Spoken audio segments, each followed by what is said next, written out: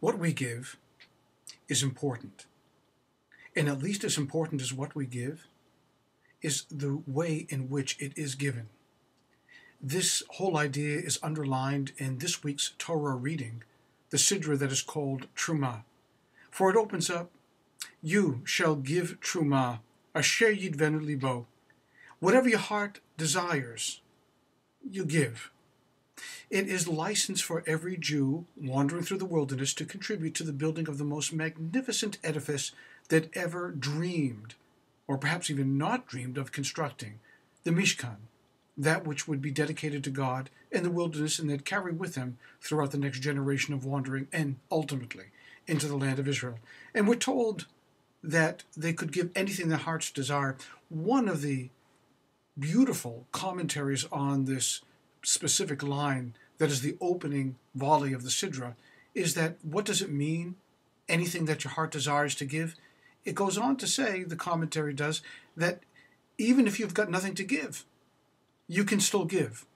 That is to say, the poorest of the poor, who have nothing specifically, physically to offer to the building of the Mishkan, the tabernacle, or even if they weren't poor, they just had nothing physical to donate to it, could still give their heart. How do you give your heart to something? You say, I volunteer. I'll hammer in the nails. I'll tie the strings together. I'll hang this wall. I'll put up that wall. I'll do this part of it. Everyone could do whatever their heart indicated they could do. But equally important that everyone was invited to give and to do whatever aspect of the building of the Mishkan they wanted to do. No one would be excluded. Nobody was higher. Nobody was lower. Equal playing field all around, and everyone was entitled to, and perhaps even expected to, participate. But there was no punishment if people did not. There was no stigma if people did not.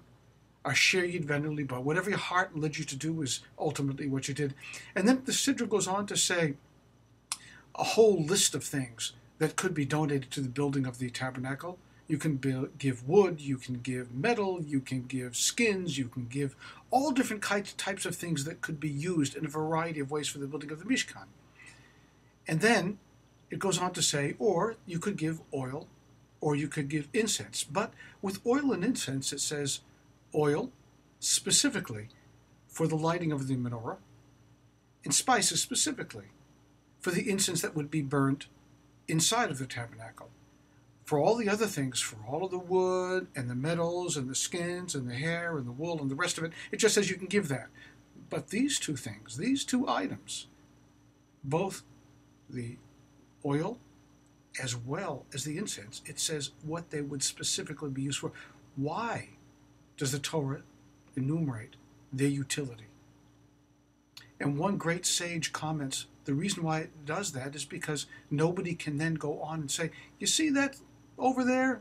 My granddaddy donated that to the building of the Mishkan, because once the oil was burnt, there was nothing left of it.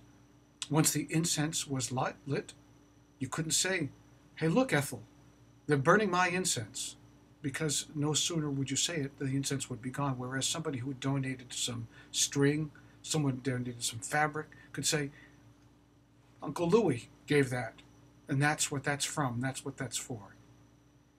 So when the Torah goes out of its way to point out the utility of both the spices and the oil, it's saying maybe the best kind of gift is the one that can't have a tag attached to it.